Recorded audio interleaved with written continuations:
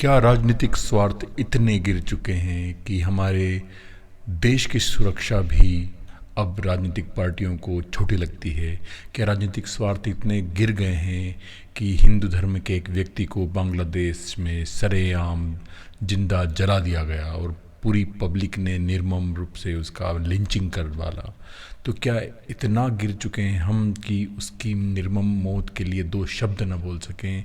हम क्या पहले ये देखेंगे कि बीजेपी है सरकार में या कांग्रेस है सरकार में या कि तृणमूल सरकार है, तो हम इस मुद्दे पर बोलें या ना बोलें? क्या हमें इतना गिराया जा चुका है और क्या हम इतना गिर चुके हैं? तो आइए आज डी डिकोड के इस एपिसोड में हम बात करें पश्चिम बंगाल की, भारत की और सबसे बड़ी बात बांग्लादेश की। बांग्लादेश जिसका अस्तित्व भारत के कारण है, जिसने जन्म लिया भारत के साहस और वैभव के कारण। बांग्लादेश जिसके नागरिक को काफ़ी पहले जघन्य हत्या करके जेनोसाइड करके पाकिस्तान की सरकारें समाप्त कर रही थी, उनके ऊपर बम गोले चलाए जा रहे थे। उस समय भारत की सरकार ने, इंदिरा की सरकार ने उनकी सुरक्षा करने के लिए खुद खतरा मोल लिया, पाकिस्तान के साथ आक्रमण करके युद्ध किया और अंततः बांग्लादेश को एक अपना स्वतंत्र क्षेत्र मिला, स्वतंत्र देश मिला और आज वो बांग्लादेश के नाम से जाना जाता है। पहले वो पूर्वी पाकिस्तान था। तो क्या बांग्लादेश अपने ऊपर भारत ने जो किए सारे उपकार को भूल गया?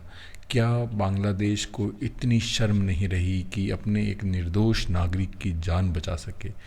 क्या बांग्लादेश की वर्तमान सत्ताधीश जो हैं वहाँ के यूनुस, वो क्या इतने मजबूर, इतने कायर, इतने डरपोक हो गए कि अपने लोगों को ही अपनी सुरक्षा नहीं दे पा रहे हैं? तो उनके रहने या ना रहने का क्या फ़ायदा? क्या भारत की सरकार जो अपने स्वयं को विश्व का एक लीडर नेतृत्व बनने की कोशिश कर रही है वो उसको इस निर्मम हत्या के ऊपर दो शब्द नहीं बोले जा रहे हैं? वो अपना कौन सा चोला ओढ़ के बैठी है कि वो हिंदू की इतनी निर्मम सरेआम जिंदा जला के हत्या कर दी गई और वो एक शब्द सीधे तौर पर बोलने को तैयार नहीं है? इस मामले में धुरंधर मूवी के सबसे शुरुआत में एक तंज किया गया था, जब कंधार का जो कांड हुआ था, अपहरण कांड, उसमें जब अजीत डोभाल जाते हैं और विमान में जाकर जो बंधकों से बात करते हुए उन्हें वंदे मातरम का नारा या जय घोष लगाने का बोलते हैं, तो उसमें से एक की भी हिम्मत नहीं होती कि वंदे मातरम का जवाब वंदे मातरम से दिया जाए, साथ में उद्घोष लगा दिया जाए, ताकि वहाँ खड़े चार आतंकियों के मन में भी एक डर की भावना आए, उनको लगे कि भारतवासी एक हैं, साहसी हैं, निडर हैं, वीर हैं। मगर वो नहीं लगाते और पीछे खड़ा आतंकी हंसता है और बोलता है कि हिंदू कायर होते हैं। तो देखिए, बड़ी विपरीत परिस्थितियों से आज का समय गुजर रहा है। बांग्लादेश में उथल पुथल जारी है। वो किस लिए हो रही है, कैसे हो रही है, क्यों हो रही है, ये हमारा आंतरिक मामला, हमारा स्वयं का उसका आंतरिक मामला है, हमारा उसमें हस्तक्षेप सिद्ध करने की ज़रूरत नहीं है। मगर अब देखिए तो परोक्ष रूप से या इनडायरेक्टली वो वहाँ की सारी दुर्घटनाओं का हम पे असर आने लगा है। जब से शेख हसीना को वहाँ के लोगों ने पद से हटाकर एक निर्वसन की ज़िंदगी भारत में गुजारने के लिए मजबूर किया, अभी वो छुप कर भारत में रह रही हैं। वहाँ की सरकारें उनको मारने के लिए तुली हुई हैं। कोर्ट भी शेख हसीना के विरोध में वहाँ के सत्तारूढ़ लोगों के साथ खड़ी है। तो वहाँ की स्थिति आप समझ सकते हैं कितनी अराजक है। ऐसा बोल सकते हैं कि केवल नाम के लिए यूनुस बैठे हैं, पर काम सारी वहाँ की जो अराजक जनता है वो कर रही। जब मन किया संसद में घुस गए, जब मन किया प्रधानमंत्री राष्ट्रपति के ऑफिसों में घुस जाते हैं, वहाँ पे एक अपनी नग्नता प्रदर्शित करते हैं। तो इतना अराजक देश हो गया है बांग्लादेश। किसके हाथ की कठपुतली है ये हम सब जानते हैं। यूनिस को भारत के विरुद्ध खड़ा करने में कहीं देखा जाए तो चाइना भी हो सकता है, अमेरिका भी इस क्षेत्र में अशांति फैलाकर कहीं ना कहीं वो अपने स्वार्थ सिद्ध करना चाहता है, क्योंकि नरेंद्र मोदी उनके सीधे सीधे कंट्रोल में नहीं आ रहे हैं। तो अमेरिका सीधे नरेंद्र मोदी से अपना काम नहीं करवा पा रहा, तो आसपास के छोटे छुटपुट देशों को अपने धीरे धीरे अपने स्वार्थ सिद्ध करके उनसे अपना काम करवाना चाह रहा है। चाइना अलग चाहता है कि भारत को बड़ा विकसित देश ना बन पाए, इसलिए वो भी आसपास के नेपाल, बांग्लादेश, पाकिस्तान, श्रीलंका, इन सबको अपने स्वार्थ में स्वार्थ के कारण इन लोगों को अपने परोक्ष या परोक्ष रूप से अपने एजेंडा के ऊपर उसको एग्जीक्यूट करवा रहा है। खैर, हम बात करते हैं बीते 4-5 दिनों की। इन 4-5 दिनों में बहुत बड़ी दर्दनाक या हृदय विदारक घटना हुई। भारत के तो नहीं कहेंगे, भारत के हिंदू बहुल जो भारत देश है, उसी कहीं न कहीं हम देखें कि हिंदू राष्ट्र के रूप में कोई राष्ट्र नहीं है। केवल ये बोल सकते हैं हिंदू बहुल देश यदि कोई है तो केवल एक भारत है। तो आज भारत की स्थिति ये है कि यदि यहाँ पे कोई मुस्लिम के ऊपर लिंच होता है, मुस्लिम के ऊपर कुछ होता है, तो सब लोग खड़े हो जाते हैं। हिंदू के ऊपर होता है तो सेकुलर का ताना बाना ओढ़कर चुपचाप हो जाते हैं। तो बांग्लादेश में एक नागरिक जिसकी केवल ये गलती थी कि वो हिंदू धर्म का था। हिंदू धर्म वहाँ पे करीब 7.9% यानी कि लगभग 8% की जनसंख्या है बांग्लादेश में, और वो माइनॉरिटी में है। तो माइनॉरिटी में होना वहाँ का कोई अपराध नहीं है, वहाँ पे माइनॉरिटी है हिंदू। उस व्यक्ति चंदू दास नाम का एक व्यक्ति जो एक ऑफिस में हमारे उसके सहकर्मियों से या उसके कलीग से केवल ये बात कर रहा था कि सारे धर्म एक हैं।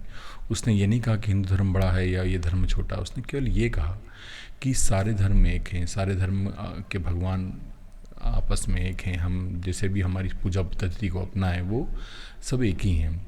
अपने अपने अलग रास्ते हो सकते हैं पर मंजिल सबकी एक है, उसका लगभग कुछ ये कहना था कच्चे तौर पे हम देखें।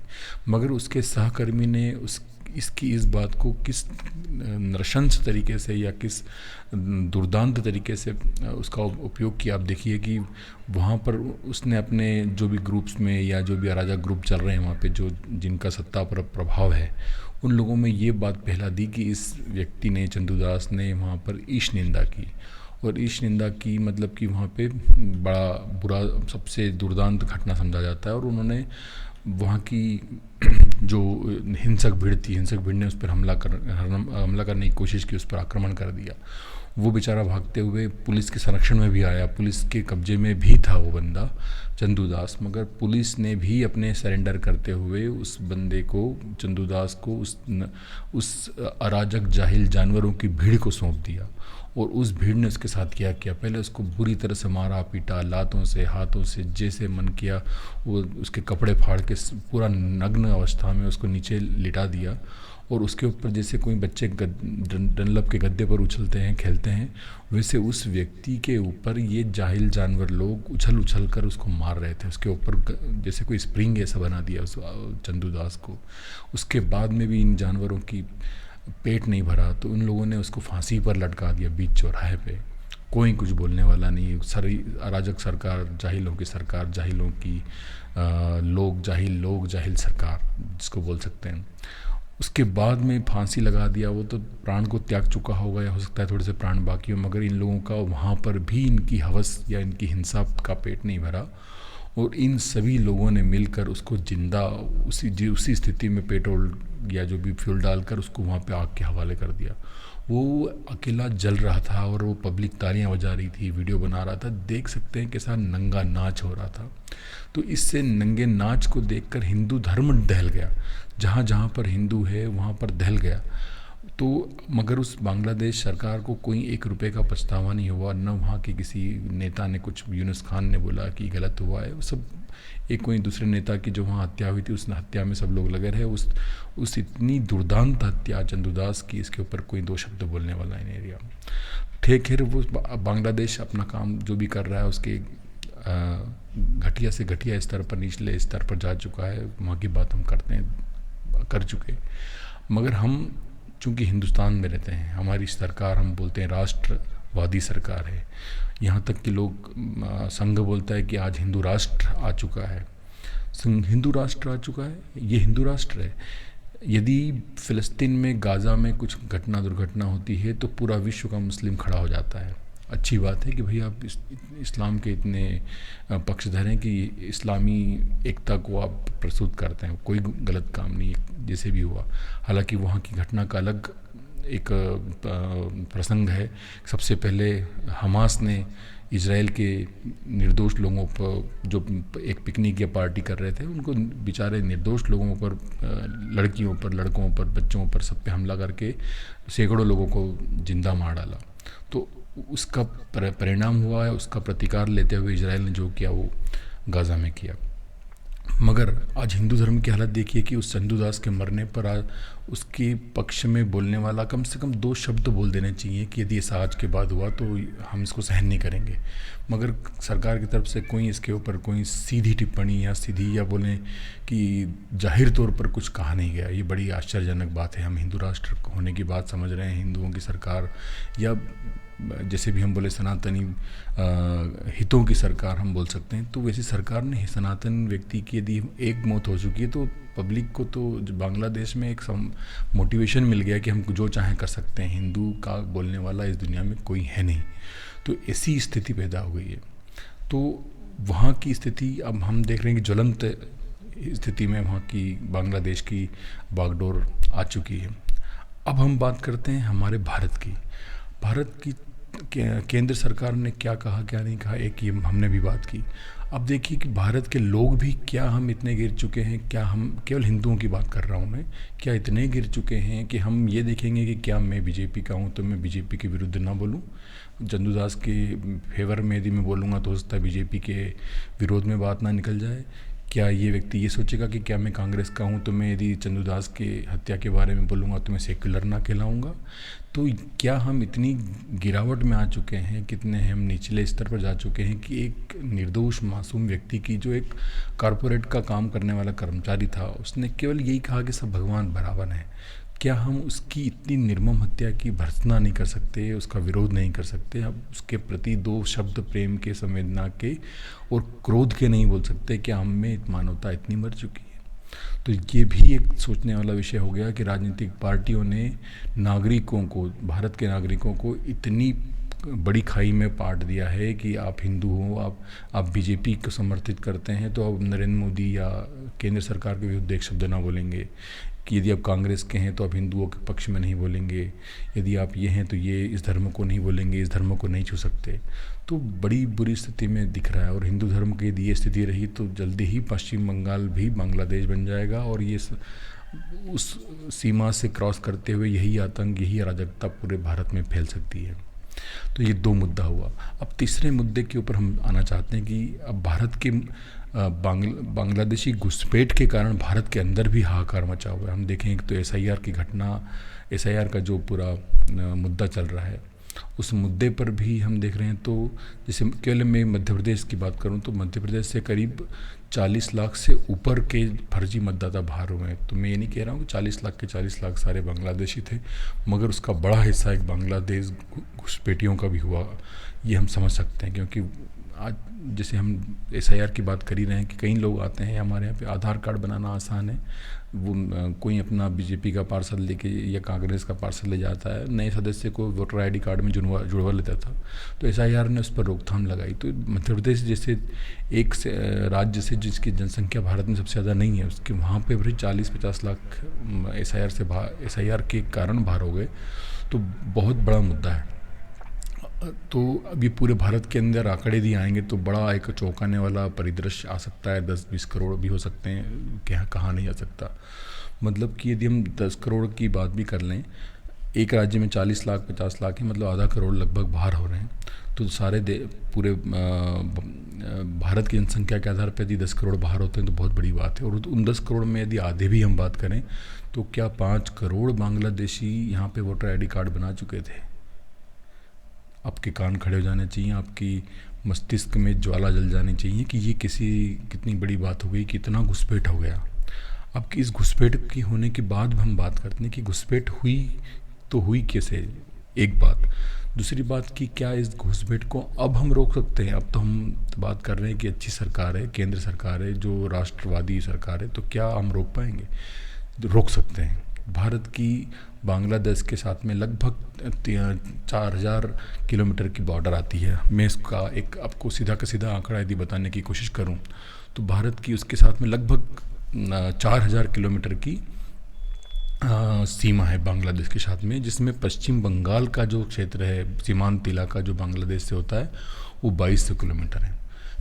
अब आश्चर्य की बात आप समझेंगे कि इस 2200 किलोमीटर के सीमावर्ती इलाके में, जहाँ पश्चिम बंगाल और बांग्लादेश आपस में जुड़े हुए हैं, यहाँ पर लगभग 600 किलोमीटर, आप सुनिएगा ध्यान से, कि 600 किलोमीटर की बॉर्डर ओपन है।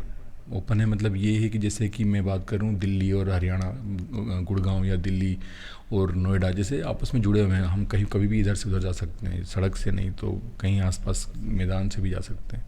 तो ऐसा क्षेत्र है पश्चिम बंगाल और बांग्लादेश का।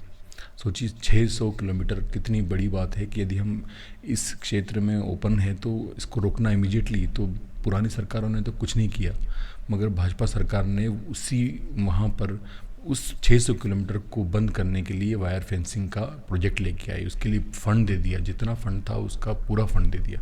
क्योंकि अब देखिए बीएसएफ की भी अपनी एक संख्या, जो सैनिकों की संख्या है उसकी एक सीमा है। ऐसा नहीं कर सकते हैं कि हम 5-5 फीट पे सारे सैनिक खड़े करके रोक दें, संभव नहीं है। तो वायर फेंसिंग बहुत बड़ा एक अपना हल हो सकता है, समाधान हो सकता है घुसपैठ को रोकने के लिए। मगर फंड आ गया, केंद्र सरकार की मंजूरी आ गई, मगर वहाँ की राज्य सरकार इतना गिर चुकी है कि उन्होंने इस वायर फेंसिंग को होने में तकनीकी बाधाएं पैदा करना शुरू कर दी। कभी क्या बोला, क्योंकि वहाँ पे वायर फेंसिंग करना, वहाँ की ज़मीन जो है वो राज्य सरकार के अंतर्गत आती है, तो वहाँ का अधिग्रहण करके उसको वायर फेंसिंग के लिए उपलब्ध कराना राज्य सरकार का काम है, केंद्र सरकार का नहीं। तो उन्होंने बहरहाल अभी तक उसको आगे नहीं बढ़ाया, न भूमि अधिग्रहण किया, केवल आगे बढ़ाए जा रहे हैं। कोर्ट से भी उनको समन आ रहे हैं, मगर वो टाइम ले लेके उन्होंने आगे जनवरी तक का समय ले चुके हैं। तो जो 600 किलोमीटर यदि अपन बात करें, यदि उस 600 किलोमीटर में वायर फेंसिंग यदि ममता बनर्जी नहीं करने दे रही, तो उसका दूसरा समाधान ये है कि हमको बीएसएफ की संख्या बढ़ा देना है। आपको आश्चर्य जान के होगा कि यदि हमको 600 किलोमीटर की बॉर्डर सुरक्षित करना है तो हमको 12,000 सैनिक केवल उतनी जगह लगाने पड़ेंगे, जो कि असंभव सा एक बात होगी। क्योंकि भारत की सीमाएं चारों तरफ से देखा जाए तो उधर जम्मू कश्मीर है, इधर चाइना है, इधर कई सारे चीज़ों से हमारी देश की बॉर्डर कनेक्टेड हैं। तो हमको बीएसएफ को ऐसा नहीं है कि 12,000 सैनिक ले जाके हम छोटी सी, केवल ममता बनर्जी की जिद को पूरा करने के लिए। और ममता बनर्जी का स्वार्थ क्या है हम सब जानते हैं। उसको पता है कि भाई पश्चिम बंगाल के लोग इधर घुसते हैं तो अल्टीमेटली घुस के वो मुस्लिम होते हैं, और मुस्लिम परस्त पार्टी होने के कारण मुस्लिम वोट हमको मिलता है। तो वो राजनीतिक स्वार्थ क्या इतना बड़ा हो गया है कि भारत और बांग्लादेश की जो भारत के राष्ट्रीय मुद्दे हैं उनसे भी बड़ा हो गया। उनको ये नहीं मालूम हो रहा है कि ये लोग भारत में आके क्या तहलका मचाने वाले हैं। ये लोग जब बांग्लादेश के होकर बांग्लादेश की संसद को खा गए, तो क्या ये भारत में आकर सीधे बैठने वाले हैं? या हमारे, ठीक है, आर्थिक पक्ष को तो हम कमज़ोर कर ही रहे हैं, हमारी सारी योजनाओं का फ़ायदा उठाने लगे हैं, हमारे सारे फ्री राशन लेने लगे, मकानों की प्रधानमंत्री आवास योजना का फ़ायदा उठा रहे हैं, आयुष्मान योजना का फ़ायदा उठाने लग गए हैं। तो क्या हम इतना गिर गए कि हम हमारे राष्ट्रीय हितों की भी बात ना करें? हो सकता है ये बांग्लादेशी घुसपैठिए आके पश्चिम बंगाल को बोल दें कि ये हमारा एक बांग्लादेश का ही हिस्सा है। आपने देखा होगा जब से ये यूनुस खान की सरकार आई है बांग्लादेश में, ये भारत के जो नॉर्थ ईस्ट के कुछ स्टेट्स को अपना क्षेत्र बताने लगी हैं। तो समझ सकते हैं कि इनकी सोच क्या है, कितने गहरे जख्म दे सकते हैं ये। तो मुद्दा मेरा बस ये है कि भारत की राष्ट्रीय हित हमेशा सर्वोपरि होने चाहिए, उनके ऊपर कोई समझौता नहीं होना चाहिए। मेरा सीधा ये आकलन कहता है, ये एनालिसिस कहता है कि यदि उस 600 किलोमीटर की बॉर्डर को ममता बनर्जी ने इमीडिएटली नहीं किया, तो भारत की सरकार के पास धारा 356 जैसा हथियार भी है, वो राज्य शासन की सरकार को भंग कर सकता है। राज्य सरकार के शासन को भंग करके केंद्र राज्यपाल का शासन लगा सकता है और राष्ट्रपति शासन लगा सकता है, माफ़ कीजिएगा। और वहाँ पे उस दौरान पूरी फेंसिंग को जल्दी से जल्दी पूरा करके जो भी होगा वो करेगा। मगर भाजपा का अपना राजनीतिक हित है, वो चाहती है कि नहीं, चुनाव के पहले यदि हम सरकार गिरा देंगे तो ममता बनर्जी को एक इमोशनल या सेंटिमेंटल फ़ायदा मिल जाएगा। तो वो फ़ायदा ना मिले, इसलिए हम ये कदम नहीं उठाएंगे, हम चुनाव का वेट करेंगे। चुनाव आने में 1 साल है, अब उस 1 साल के लिए क्या एक घुसपैठ को जारी होने देंगे? बांग्लादेश के जो नागरिक हैं, जो जाहिल लोग हैं, वो यहाँ तक बोल रहे हैं कि हम इंडिया में आकर हमला करेंगे, हम इंडिया के अंदर घुस के यहाँ तहलका मचा देंगे। यदि आपने ऐसा किया तो हम ये कर देंगे। मतलब बांग्लादेश का आम आदमी नरेंद्र मोदी सरकार को धमका रहा है। तो क्या हम इतनी छोटी चीज़ें हैं कि हमें एक छोटे से पिद्दू से देश का, गरीब देश का आदमी हमको धमकाने लग गया, तो क्या हम अपने हितों की रक्षा नहीं कर सकते? क्या हम हमारे धर्म के लोग जो माइनॉरिटीज़ में बाहर हैं, जिसके लिए CAA NRC लाया गया, उनके हितों की रक्षा नहीं कर सकते? क्या यदि उनके ऊपर इतना गंदी तरीके से निर्ममता और नग्नता पूर्वक उनको मारा जा रहा है, जैसे जानवर को भी नहीं मारते, इस तरह से उसको जिंदा जला कर मार दिया गया चंदू दास को, तो क्या हम उनके लिए 2 शब्द नहीं बोल सकते? तो फिर काहे के हम वैश्विक नेतृत्व वाले हो गए? कहाँ के विश्व लीडर हैं? कहाँ के ग्लोबल लीडर हैं? हम तो बस केवल उतने ही हैं जितने कि हमको बस हमारे कंफर्ट जोन से बाहर नहीं आना है, हमको बस हमारे कंफर्ट जोन में रहना है, और हमारे बस चुनाव के टाइम 10 बातें करेंगे, इसके अलावा हम कुछ नहीं करेंगे। तो आज का एपिसोड हमारा बड़ा जिसको बोल सकते हैं कि ये भावनाओं से ओतप्रोत रहा।